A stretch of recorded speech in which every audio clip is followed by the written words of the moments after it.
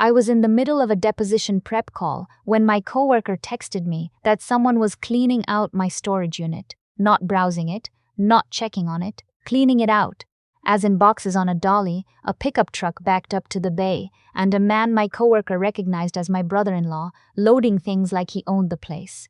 I asked her to repeat it. She sent me a photo instead. I've been a paralegal for 8 years. I work in a 3-attorney family law firm in Austin, and my entire job is built around paperwork.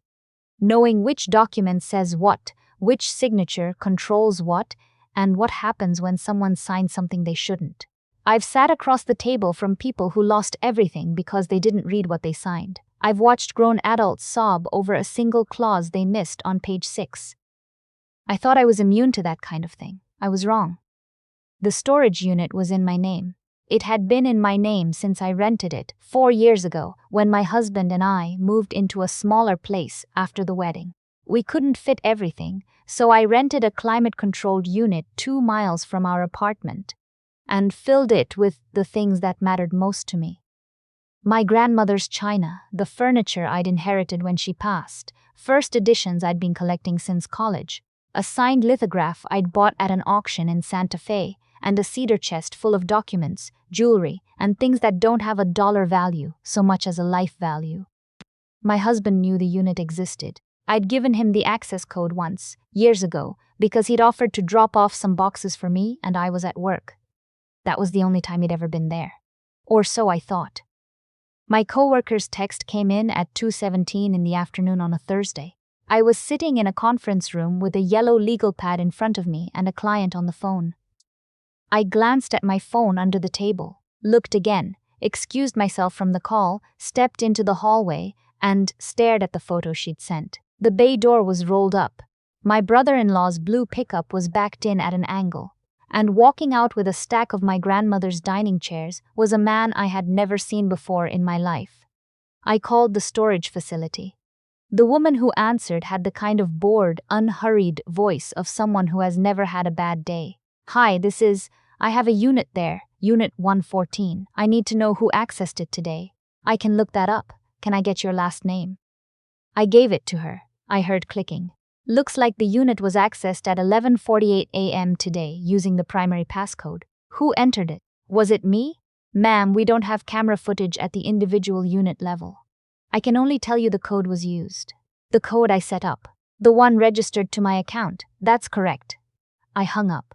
I stood in the hallway of my office building with the phone in my hand and my heart doing something strange. Not racing exactly, more like it had stopped entirely and was waiting to see what I would do next. I called my husband. It went to voicemail.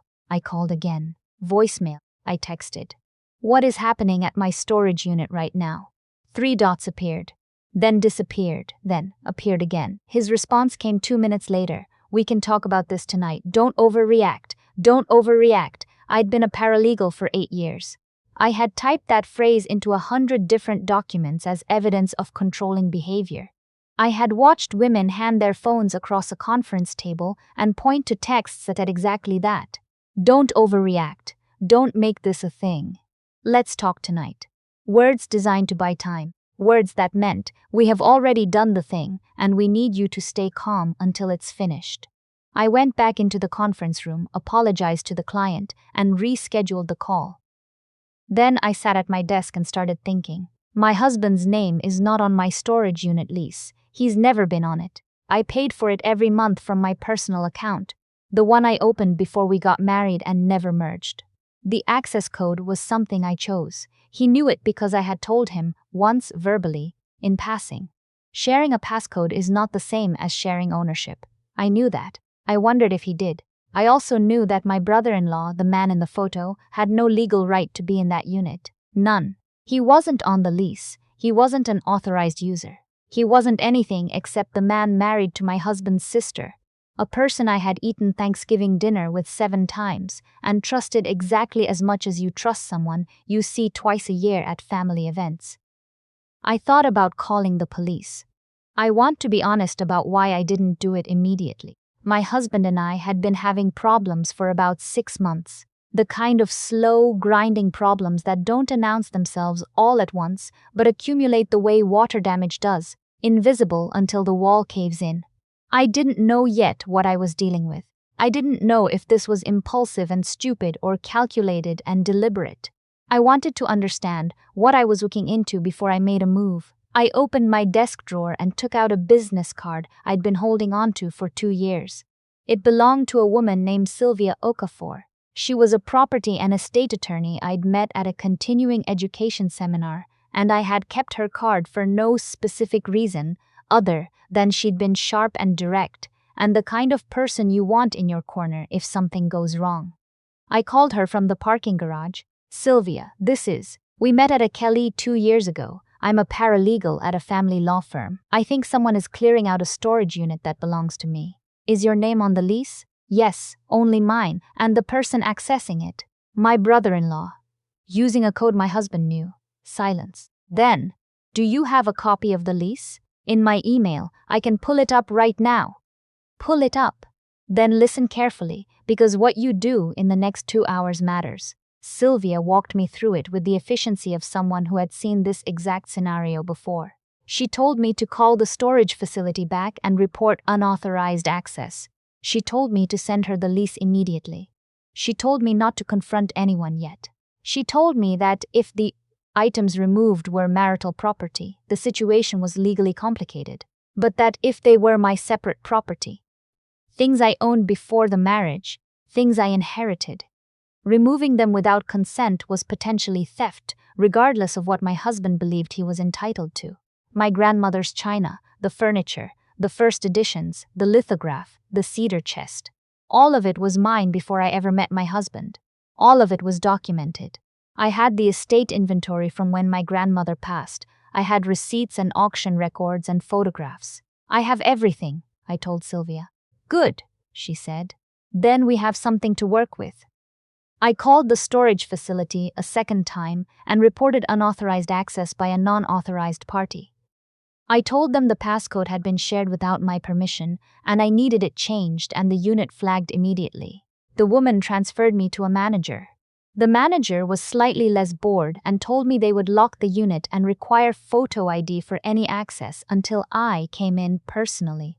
Then I sat in my car and tried to figure out the shape of what was happening. My husband and I had been married for 4 years. We didn't have children. We didn't own property together. We rented. Our finances were largely separate by design. I'd been careful about that, not because I distrusted him when we married, but because I'd watched enough of my firm's clients learn the hard way that financial entanglement is something you can't easily undo.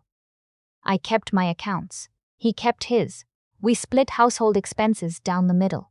So what exactly did he think he was taking? I drove to the storage facility after work. The manager let me in with my ID. I walked into Unit 114 and stood there for a long time. The china was gone. All 12 place settings, the serving pieces, the gravy boat my grandmother had used every Sunday for 40 years. The antique writing desk that had sat in her bedroom was gone. 2 of the first editions, a signed Steinbeck and a first printing of a novel I'd tracked down at an estate sale in Vermont, were missing from the shelf I'd built along the back wall. The lithograph was gone from where I'd propped it, wrapped in craft paper, against the far corner. The cedar chest was still there. I don't know if they ran out of time or didn't recognize its value or simply didn't think about it. But it was there, and inside it was everything I needed. The estate inventory, the appraisals, the receipts. A copy of my grandmother's will leaving me those specific items by name. I sat on the floor of the storage unit for a while. I didn't cry. I just sat there and let the reality of it settle. I had been through enough client files to know that when a marriage starts to collapse, there is often a moment, quiet, hidden, before anything is said out loud, where one person starts moving assets. They do it because they're scared, or greedy, or because someone told them to. They do it because they think the other person won't notice, or won't fight back, or won't know how.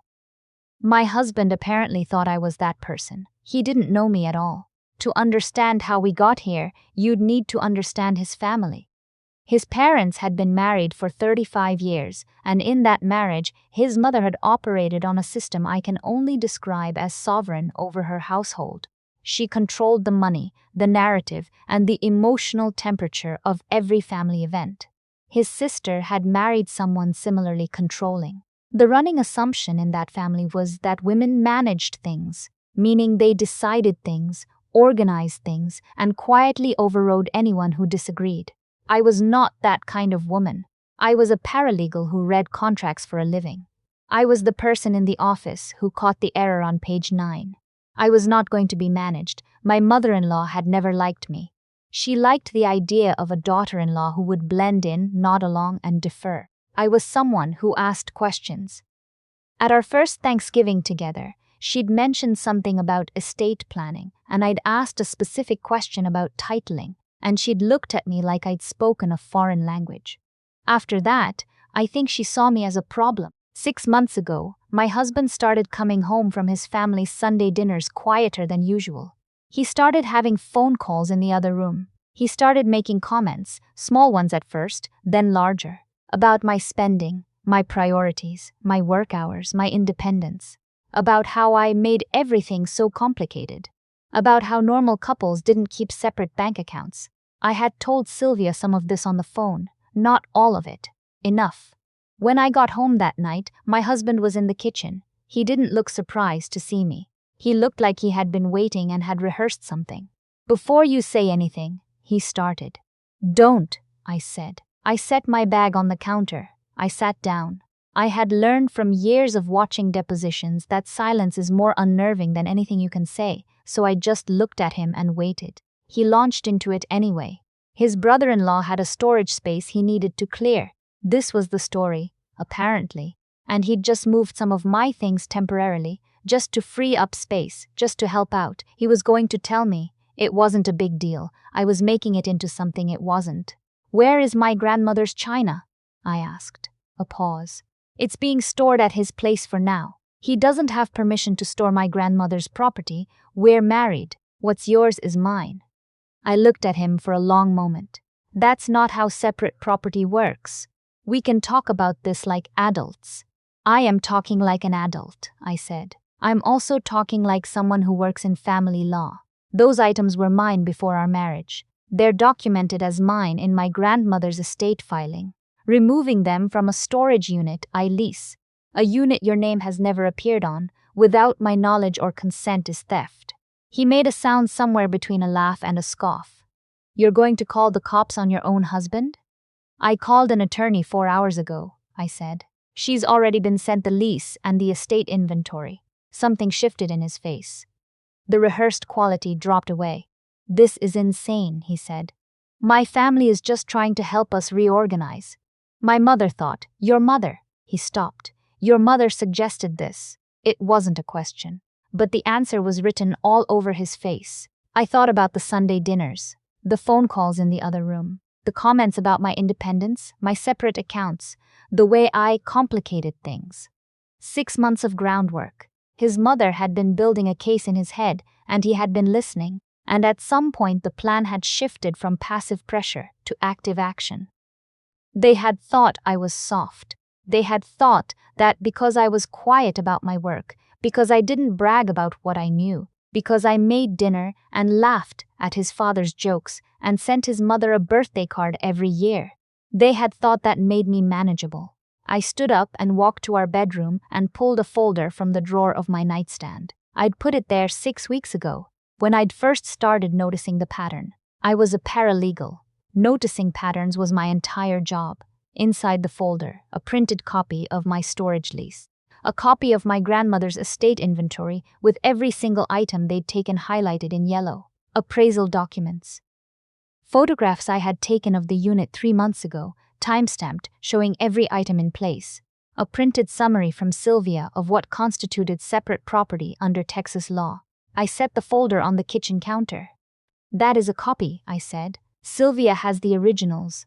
The facility manager has been notified and has locked the unit. Your brother-in-law cannot re-enter it. If the items are not returned within 48 hours, Sylvia will file a police report for theft of separate property.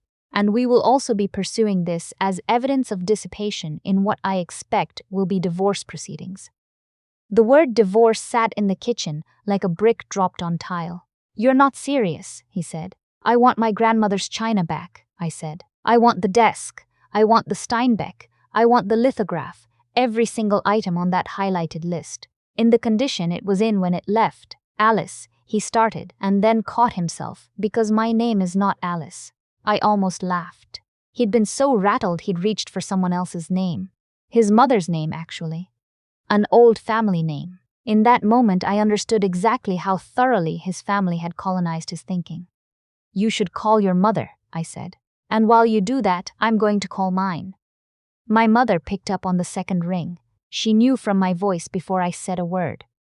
She'd been a court reporter for 20 years before she retired, and she could read the temperature of a room from a single syllable. Tell me, she said. I told her. She didn't say much. When I finished, she said, Do you need me to come to Austin? Not yet, I said. But I need you to know what's happening. I know what's happening, she said. Her voice had gone flat in the way it did when she was keeping her composure by sheer force of will. His mother has been in his ear for months. I could hear it when we saw them at Christmas, the way he deferred to her, the way he looked at you. I know. You have everything documented. Everything. Then you don't need me, she said. You need Sylvia. She wasn't wrong.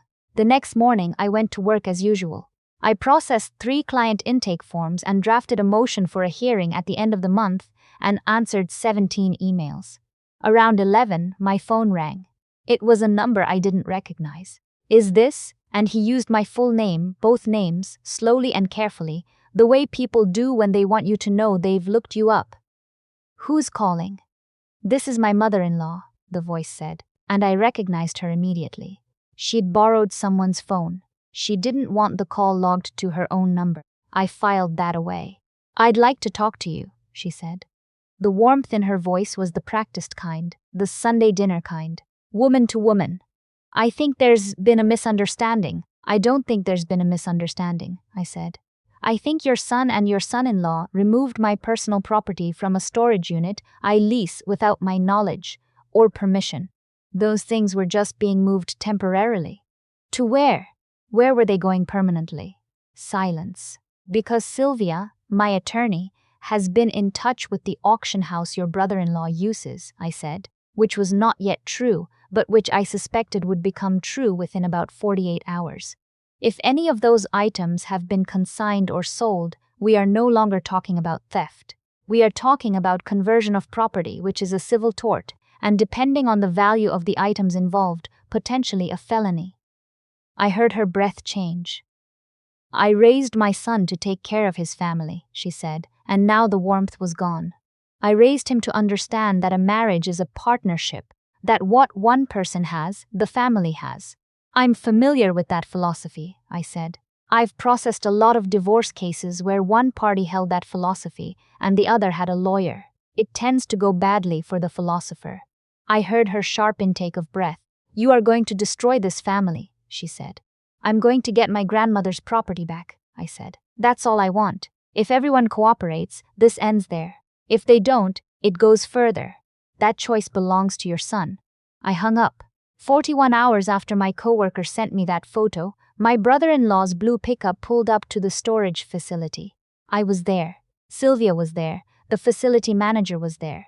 We watched them unload every single item from the back of the truck, the china, the desk, both first editions, the lithograph. My brother-in-law didn't make eye contact with anyone. He set things down where he was directed to set them, and then he got back in his truck and drove away without saying a word. My husband texted me while it was happening. I hope you're happy now. I looked at the text for a long time. Then I put my phone in my pocket and helped Sylvia document everything on camera. Every item, every surface, every piece of craft paper still taped around the lithograph. We inventoried it against the highlighted list. Everything was accounted for. Sylvia walked me to my car when we were done. You held the line, she said. I knew the line existed, I said. That's the difference. She nodded. What happens now? I go home, I said, and then I figure out if there's a home left. There wasn't in the way I had known it, but that's a different story, and it's one I've made a certain kind of peace with. The marriage ended. It didn't end loudly or violently. It ended the way a lease expires. The terms had changed, and neither of us could agree on new ones, and eventually there was nothing left to renew. His mother never apologized. I didn't expect her to. People who believe they are acting in the service of family rarely see themselves as having done anything wrong. They think they were protecting something. They don't understand that what they were protecting was a version of events where I didn't fully exist. My brother-in-law lost the auction consignment he'd been hoping for. Sylvia made sure of that with a single well-placed letter. He told people I was vindictive. I let him. My own mother drove down from Dallas 3 weeks after everything settled. We went to an estate sale together, and I found a small rosewood side table that reminded me of something my grandmother would have loved. I bought it. I carried it out to the car myself. You know, my mother said, watching me load it in, she would have liked you. She did like me, I said. She left me everything. We laughed. It was the first time I had laughed in what felt like a very long time. The storage unit is still mine. I renewed the lease last month. Same unit, same climate control, same fluorescent hum when the lights flicker on. I reorganized everything after it came back. Took an afternoon, just me and a Bluetooth speaker and a good playlist. I rewrapped the china in fresh tissue. I reshelved the first editions with the spines facing out so I can read the titles when I walk in. The lithograph is back in its corner. Craft paper, same position. The cedar chest is locked now. I have the only key. I spent 8 years learning that the most important documents are the ones no one thinks to protect until it's too late.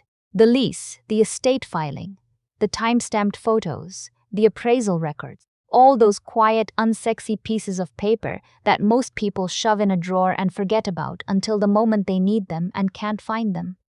I didn't forget. I never forget. That's the thing they miscalculated. They saw a woman who went to family dinners and smiled and didn't argue, and thought that was the whole picture. They didn't know that the smiling woman had a folder in her nightstand.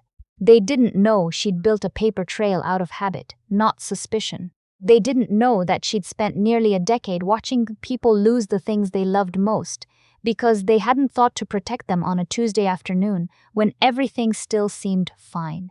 Everything I own on paper. Every paper is in a place I know. Every place is locked. My grandmother taught me that. She kept her whole life in a cedar chest. Deed, will, photographs, the receipts for things that mattered. She used to say, the document outlasts the argument. She was right. She usually was.